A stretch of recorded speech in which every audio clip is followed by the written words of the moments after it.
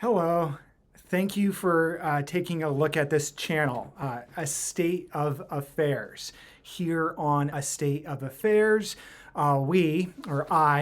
attorney Ryan Casson, work to and strive to break down into understandable tidbits, California-related estate planning concepts, tax matters, tax planning, IRS issues, and sometimes the ancillary legal areas of bankruptcy and so forth. So today, folks, I just wanted to touch on a very significant change in California law with Medi-Cal.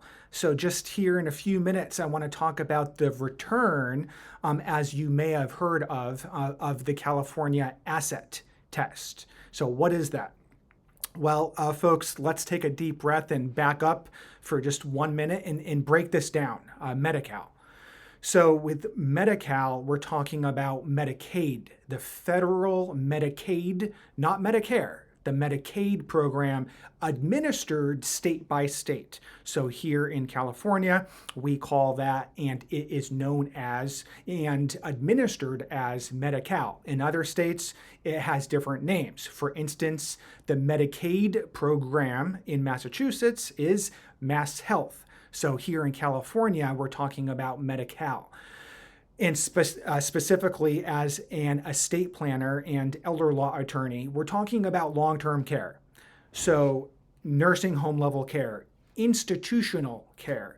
So nursing home care, skilled nursing or skilled rehab care in a SNF, in an SNF or skilled nursing facility. When we're talking about Medi-Cal, that's what we're talking about. And yes, as you may have heard of, in some circumstances, home care. Those programs can be discussed and broken down in another video or more. There's a lot to talk about there with what's called community Medi-Cal or community benefits, where that family member, that loved one is receiving Medi-Cal benefits to be cared for at home. There's income issues there, share of cost issues depending on the program. Some county-specific rules and availabilities and elements. So again, that's really an animal unto itself. But again, I said I would talk about this briefly on this one topic, which is the return of the asset test. So let's get back to that. To qualify for Medi-Cal long-term care, as of January 1, 2026 forwards, the applicant does have to pass and abide by an asset test. In other words, there is a resource limit or property limit. Many states have this. In 2024 and 2025, California did away with this asset test. In 2024 and 2025, we had what was called, depending on who you're talking to, no asset limit Medi-Cal. With no asset limit Medi-Cal, you could conceivably qualify for Medi-Cal long-term care regardless of the value of your assets. January 1, 2026 forwards, which is now, we do have that asset test. In many states, it's $2,000. Here in California, we're back to $130,000. Years ago in California, we did have that $2,000 limit, and then we increased it to that $130,000. 2024 and 2025, it was gone. Now we're back. We have returned to the $130,000 asset limit for the applicant. Now, some of you might be thinking, well, I'm married or my family member is married. Ryan, how does that change? Good question. For now, we can talk about that for one moment, where there's a married couple or an RDP or a registered domestic partner situation. We do have to qualify the non-applicant spouse. The non-applicant spouse, or well spouse sometimes, with the applicant spouse being known as the unwell spouse. The spouse at home, the spouse staying in the community, not receiving Medi-Cal, they have to have their assets below a certain threshold as well. We call that the CSRA or CISRA, the Community Spouse Resource Allowance. I'll say that again.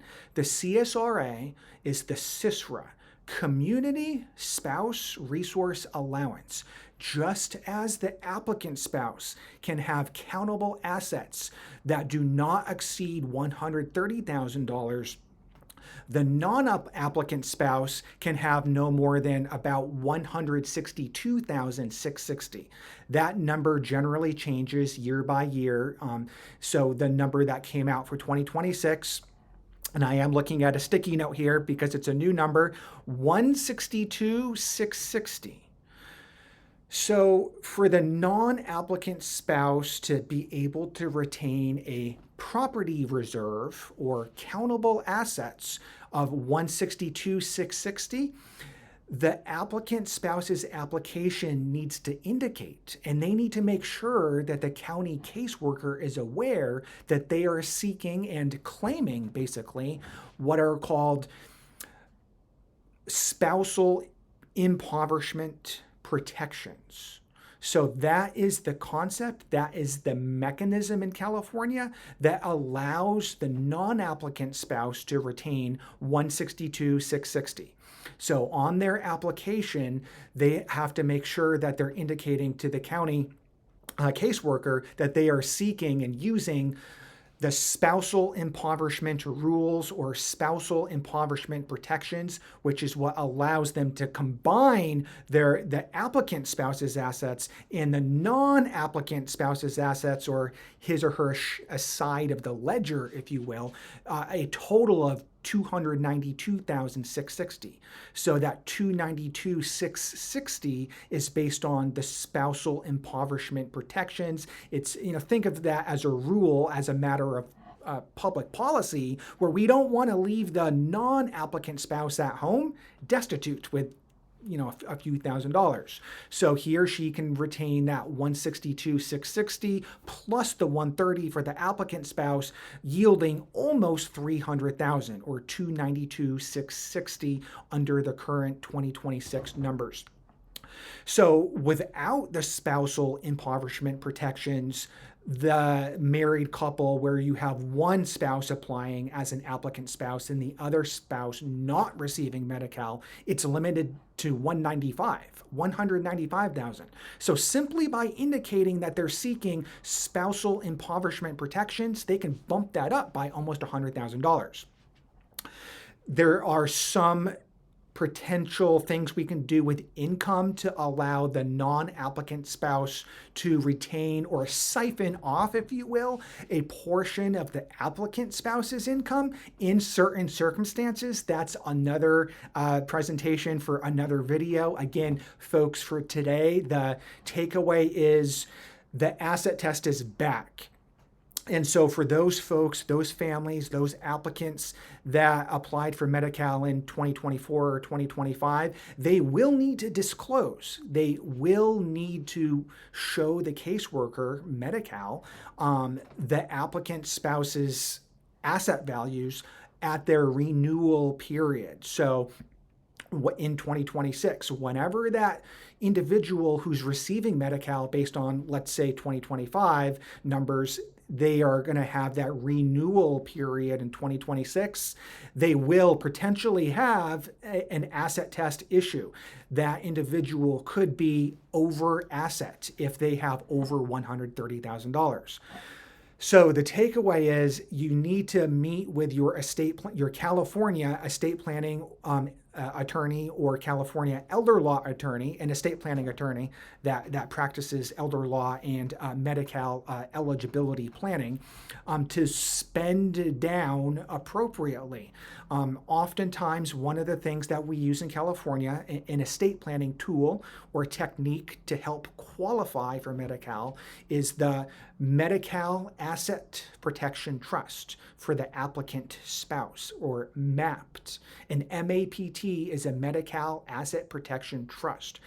Now, before you go out gifting willy-nilly, you really cannot be doing that. You need to discuss this and if this is a tool that may be available for your family before doing this on your own. Sometimes transfers, especially between non-spouses, create a penalty period. Now, again, estate planning and elder law attorneys can talk to you about how to minimize that potential penalty period. In California, the look back period, the period during which Medi-Cal looks back, is 30 months to see if they can assess and identify a penalty situation or a penalizing transfer. If you gifted $100,000 to your child on just one particular day, on January 5 today, that would generally create a look back period. So you gotta seek out appropriate counsel from your California estate planning or elder law attorney to figure out how to stack those gifts. And there are, again, certain methods to minimize that penalty period. So maybe this a particular type of irrevocable trust can help you now before that potential medical crisis hits. If there's a stroke or a car accident or Alzheimer's sets in prematurely, you want to have that Medi-Cal Asset Protection Trust done, set up and funded with those transfers to get through the look back period if that creates a look back period, or I should say penalty period. So big changes for 2026. You want to get your plan in place before that crisis happens so that you can have flexibility. Again, thank you for taking a look at my channel and listening to this video, and I look forward to sharing more in the future.